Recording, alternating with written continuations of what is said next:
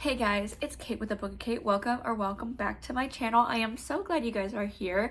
Thank you guys so much for clicking on this video. Today we are going to be talking about all the books that I read in the month of June.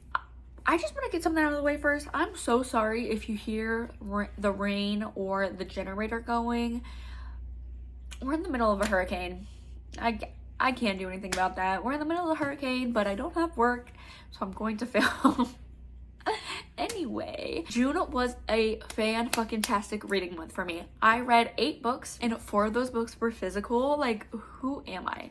Like, honestly guys, the bitch is back. The bitch is back. My goal is to read 5 books every month, so the fact that I read 8,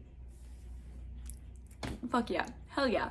Like, I'm proud of myself. Anyway, if you guys like bookish content, please go ahead and subscribe, and let's just go ahead and get on to the video. So the first book is The Loyalties We Break. I gave this one a 3 stars just because of the twist. The twist in here was so fucking stupid. I could not get behind it.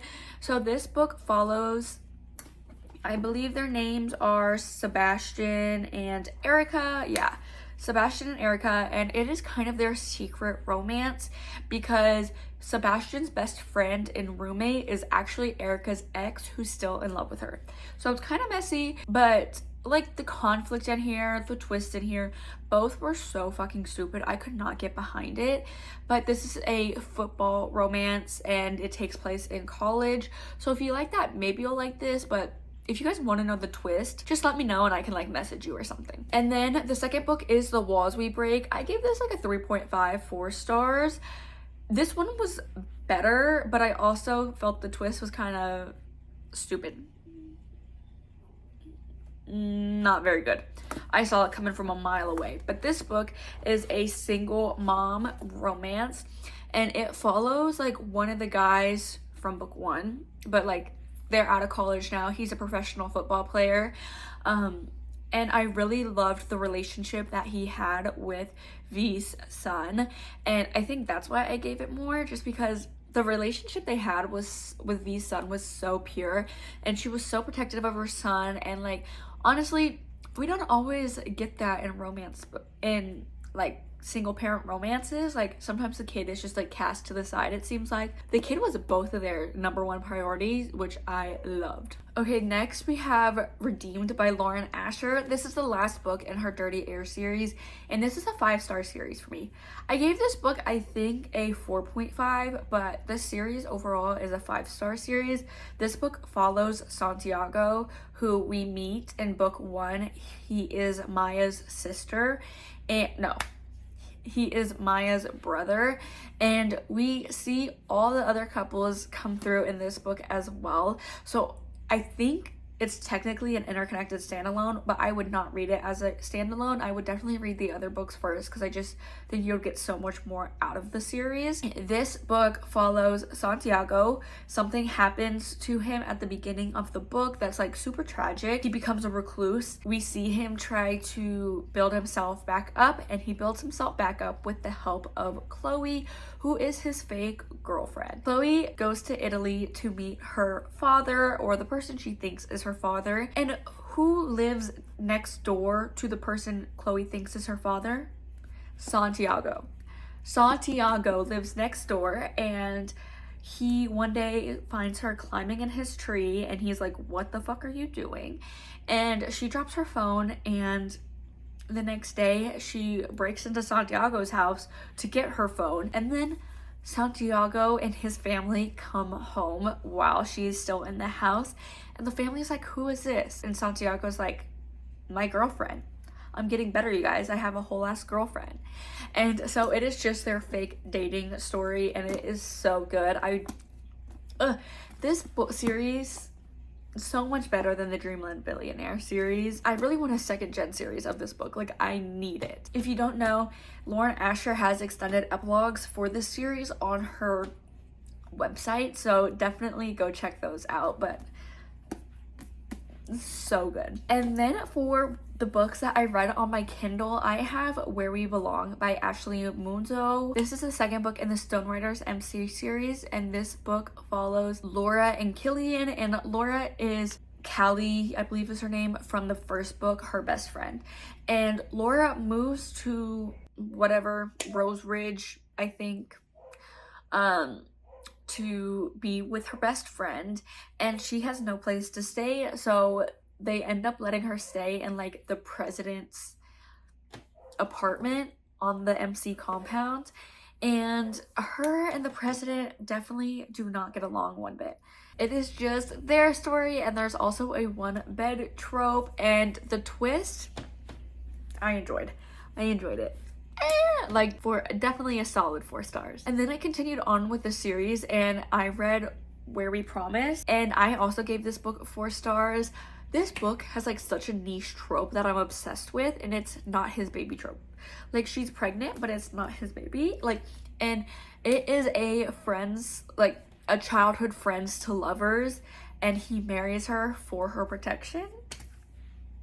So good. Like, this trope, like, this book has so many tropes that I love, and I gave this, like, it was a solid 4.5 stars. The reason it wasn't a 5 stars, because we would see flashbacks of like why they couldn't get together beforehand, and it was like, but you could have. Like, you're saying you can, but you could have.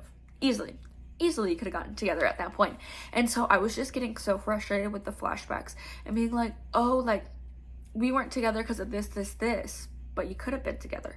Y'all both loved each other. What was going on? You know? So that kind of frustrated me, and that's the only reason I didn't give it 5 stars. And then I listened to Never Lie by Frida McFadden, and I am definitely a Frida McFadden girly now.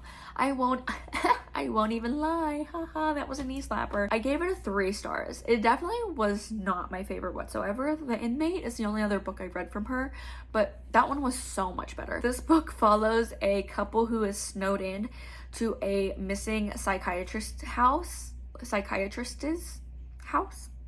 You know, y'all know. It's the psychiatrist's house. You know, like, the house belongs to the psychiatrist. I just can't speak. Anyway, we are listening to these tapes that she recorded from all her clients. And so we are kind of seeing like what's going on today, but also what happened in the past, like trying to figure out what happened to the psychiatrist, and like, is she dead? Is she alive? Like, what happened to her? Because no one knows. Like, she just disappeared. And this book was super fun, but it kind of ended too nicely. Like, I definitely do not agree with the ending and how everything played out. I think it was stupid, and definitely shouldn't have happened like that. I can't say much about it. Obviously, it's a thriller, but it was a solid 3 stars. I was talking about this book at work, and we all kind of agreed, like, it just ended a little too nicely, and it was not the best. And then the last book I listened to was If Only You by Chloe Leese, and this is book number 6 in the Bergman Brothers series. And this book follows Ziggy and Sebastian. Ziggy is the Bergman sister, and she's part of the Bergman clan, and Sebastian is Ren's best friend. But they are doing a fake friendship because she's trying to roughen up her reputation and get her family to see her as like an adult, and like get the media. She's a professional soccer player. Like, she wants to be known more than just a good girl. And Sebastian has the exact opposite problem. He needs a cleaner image, so they're like, let's get together and have a fake friendship, and it will like kind of even out. And so it was just so fun to see. Both of them had such character growth, especially Sebastian. And Sebastian actually was diagnosed with celiac disease, and so I feel like you don't get a lot of representation of that in books. So it was good to see my best friend and my cousin both have celiac disease.